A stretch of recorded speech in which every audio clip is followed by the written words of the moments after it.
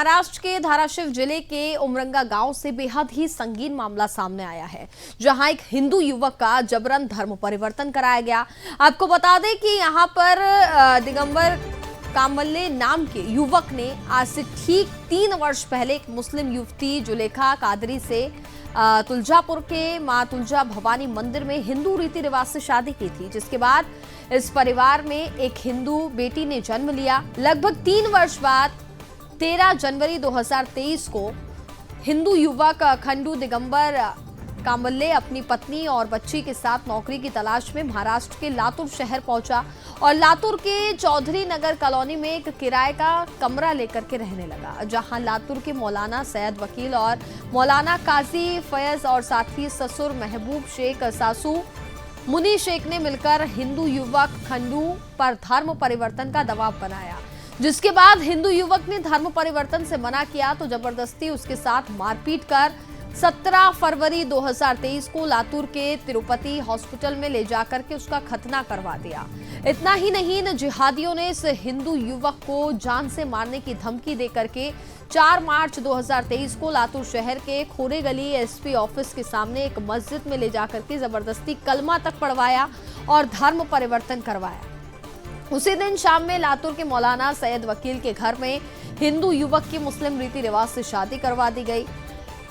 खंडू दिगंबर की पत्नी जुलेखा कादरी को उनके कब्जे में लेकर के उसका ब्रेन वॉश करने का भी मामला सामने आया है। और यही नहीं, सास ससुर पत्नी और दोनों मौलानाओं ने मिलकर हिंदू युवक को ब्लैकमेल भी किया।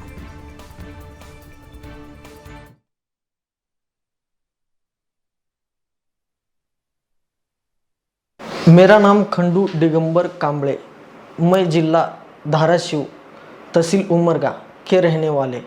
मेरा जुलेखा दादावली कादरी ये लड़की से 5 साल लिविंग रिलेशनशिप में थे और हमारी शादी हिंदू रीति रिवाज से हो गई थी। फिर 2-3 साल हम उमरगा में रहने के बाद जुलेखा ने मुझे प्रेशराइज किया कि हम सब जन मिलके लातूर में जाके करके खाएंगे बोल के। फिर उसके बाद चौधरी नगर लातूर में हम रूम भाड़े से लेके वहाँ पे रहने लगे। फिर उसके बाद 2 मौलाना से हमारी मुलाकात हो गई। एक मौलाना का नाम सैयद वकील चौधरी नगर, दूसरे मौलाना का नाम फैज़ मौलाना, ये दोनों की मुलाकात हो गई। तो वो मौलाना मेरे से पूछे कि भाई तुम कौन से जाति की हो। मैं बोला उनको हिंदू का हूँ।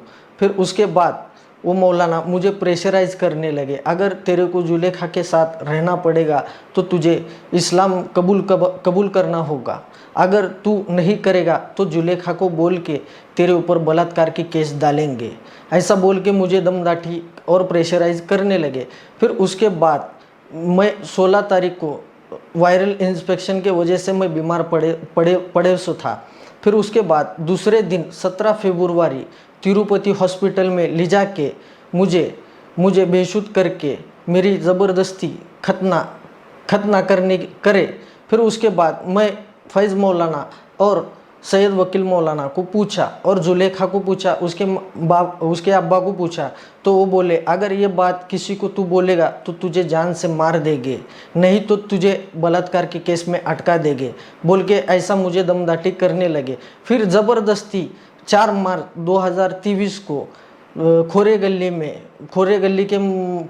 में मस्जिद में ले जाके मुझे ज़बरदस्ती कलमा पढ़ाए। फिर उस दिन रात में सैयद वकील के घर में मेरी इस्लाम के तरीके से शादी की। मेरा नाम खंडू दिगंबर कांबळे, मैं जिला। और हमारे साथ ज्यादा बातचीत करने के लिए हमारे संवाददाता बाबूलाल राठौर इस वक्त हमारे साथ जुड़ चुके हैं। बाबूलाल, क्या जानकारी मिल पा रही है फिलहाल पूरे मामले से जुड़ी, जिस तरीके से बताया जा रहा है कि हिंदू युवक के साथ कितनी बेरहमी यहाँ पर की गई, उसका जबरन खतना करवाया गया, धर्म परिवर्तन यहाँ पर कराया गया? घटना है तो कि किस तरह से पहले तो एक मुस्लिम जो बहन है उससे हिंदू रीति रिवाज से महाराष्ट्र के तुलजापुर के मां तुलजा भवानी के मंदिर में हिंदू रीति रिवाज से शादी की। शादी के 3 साल बाद जब व्यवसाय के लिए व्यापार नौकरी के लिए ये लोग लातूर जाते हैं, वहाँ पे एक रूम किराया से लेकर रहते हैं और उसके बाद वहाँ पर जो ये दो मौलाना है और जो मुस्लिम लड़की का परिवार है, बाप है, उसकी माँ है, ये सब मिलकर षड्यंत्र के तहत इस हिंदू युवक को जबरदस्ती धर्म परिवर्तन का दबाव बना रहे थे। जब इसने मना किया तो मारपीट की गई।